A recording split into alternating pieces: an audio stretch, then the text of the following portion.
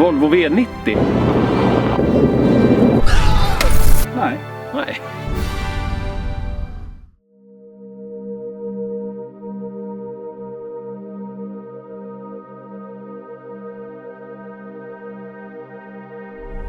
Varsågod då. Vi är helt upp och ner. Ja, varför då? Ja, jag vet inte. Det är för att vi är i Borlänge. Ja. Passaten. Vi hade ju inte tänkt att göra ett riktigt test. Det var ju mest bara... Nej, det var ju en snabb jämförelse alternativ till Volvon vi tänkte. Men den är för bra för Volvo. Ja, den är för bra för att bara lämna den.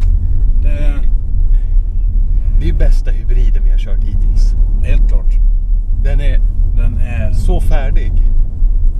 Det är inte en bil man köper för körglädjens skull. Men å andra sidan, det är ingen av hybriderna vi har testat har varit det. Så att det är inget konstigt.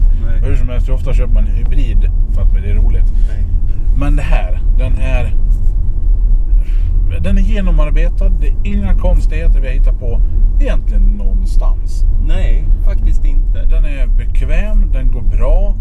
Fjädringen är inte för hård men inte för mjuk. Den har de fått till Riktigt alldeles lagom. bra. Rattstyrningen, ja, lite Lätt. på den lätta sidan. Men bekväm, gedigen ratt. Layouten på hela inredningen är snygg. Passande, det är liksom detaljer som går igenom på hela bilen. Och en detalj jag gillar med laddningen på den. Det är att om du kör och har slut på ström, då är det bara en knapp för att slå igen i ett aktivt laddläge. Du behöver inte bläddra i någon meny och sulla. Det är bara att trycka på en knapp. Bang, och så börjar den ladda. Och drivningen är helt fenomenal. Men återigen till laddningen som jag började prata om. Laddar du med sladd, då har du inte till tanklock på skärmen som de flesta andra har. Utan du har en lucka i grillen. Ja, det är så snyggt. En grej som jag gillar jäkligt mycket med det är att man har gjort så att det ser ut som att det stansat för ett till lock på andra sidan. Så man har inte en sån här ful delning man verkligen tänker på. Här tycker jag de har gjort det mycket snyggare. Ja. Sen tycker jag också att det är bättre att ha det fram i grillen. Det känns mer strategiskt det tycker jag också. placerat. Absolut. Såna här snabbladdare vid ICA Max exempelvis. Ja. Vart sitter de? De sitter ju inte bredvid bilen utan de sitter ju framför bilen. Ja. Och så är det i 9 fall av 10. Om man kanske inte har det i garaget då. Men å andra sidan, den är rätt placerad. Jag har kört den här sedan igår eftermiddag. Och alltså den är ju toppen. Ja, när vi hämtade den, då körde vi 4 mil. Varierande körning. Det var stadskörning. Det var långkörning lite försiktigt. Och det var lite allmänt så här. När jag kom hem och la av den, då hade den dragit 0,19 i snitt. Sen jag startade den. 0,19. Ja, det var fulladdat batteri. Och ja, jag åkte bara 4 mil.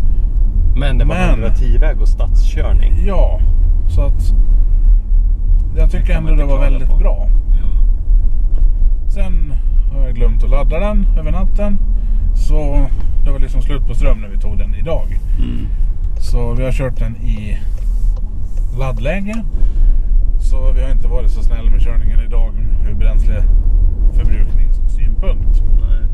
Men ändå så ligger den just nu efter dagens alla kortkörningar och vändningar och grejer på samma förbrukning som V90 låg under hela våra test.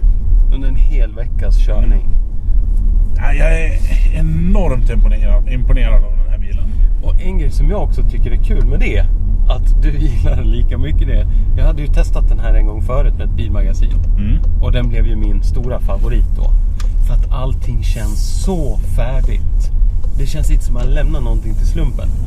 Och det tycks vara så fortfarande än idag. För det har kommit lite konkurrenter som vi har testat.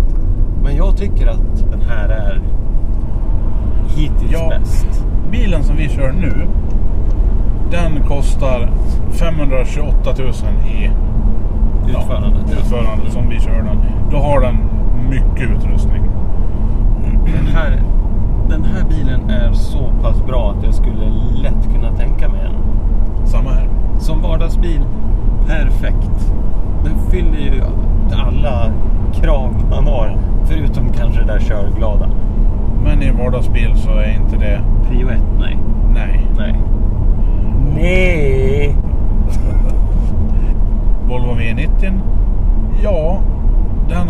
finare detaljkvalitet. Absolut. Jag väljer den här. Och just det här som vi visar med hur den här infotainment-systemet funkar. Allting är enkelt, logiskt, funktionellt, inget lagg, inget strul. Apple CarPlay. Och det finns knappar. Ja, och det finns Du har knappar. Du kan styra navskärmen och allting med en ratt. Typ egentligen som en liten BMW iDrive som sitter bredvid skärmen. Så vill du göra det, då kan du göra det, men det är en touchskärm så du kan använda den så också. Ja. Och jag gillar valmöjligheten. Ja, men jag tycker det är så mycket bättre. Visst, det är inte något superflashigt menysystem och supersnyggt och allt det där. Men det funkar och återigen, det funkar. Ja. Du behöver inte sitta och leta efter grejer. Equalizer, det var det första jag letade efter när jag satte mig och tittade. Hitta direkt, inga konstigheter. Och du berättade ju när du ska koppla upp telefonen. Ja. Koppla upp telefonen hur lätt som helst. Och det första bilen frågar ifall jag vill lägga in favoriter. Jag tycker det var en supersmart grej. Ja. Adaptiva farthållaren. Den är ju så bra. Det bästa adaptiva farthållarsystemet jag har testat. Absolut. Jag hittade en grej som jag inte heller riktigt gillar. Uppe i taket här så har man ju en sån här belysningsenhet med massa lampor och grejer. Ja, det ska se lite fint ut. Den lyser hela tiden och jag har inte lyckats stängt av det där pyttelilla som lyser. Lite sådär när det var mörkt ute tyckte jag. Om man stänger av stereon så släcks hela skärmen. Så är det mörkt så har du inte det där förbaskade ljuset som hela tiden ligger och lyser den rakt i nyllet. För det är skönt när man ligger och kör mörk 110-väg och ingen gatubelysning. Det är någonting jag saknar med Saab faktiskt. Ja, just det. De var ju... Kommer du ihåg gamla Saabs Night Panel-knapp? Det släcker nästan allt. Och för er som känner mig sen förut, ni vet säkert att jag inte har varit världens mest Volkswagen-entusiastiska människa. I stand corrected, som man säger. Ja, just det. Backkameran.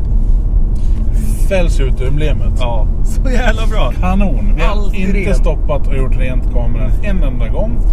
Ja. Man kan ju varmt rekommendera en Passat GT för den som vill ha hybrid. Ja. Ja, men då fimpar jag det. Morgan. Det här med hybrid och el och så, det går vi egentligen inte riktigt hand i hand på vintern. Jag tycker man tappar lite räckvidd då. Ja, men det är just där hybrid kommer in. Så att du har ju ändå räckvidden i och med att du kan tanka fossilt bränsle och fortsätta köra. Då är det i och för sig rätt. Och hur som helst så höll ju Passaten sig ganska bra nere på förbrukningen ändå. Det är ju sant. Så. Sen har man ju fördelen i att värman går igång på en millisekund när man har hybrid på vintern. Absolut. Så det är inte så dumt. Fast vintern är ju ganska dumt i vanliga fall överhuvudtaget. Usch. Fast du Pierre. Ja. På tal om vinter. Ja. Har du sett det där? Vadå? Hej då!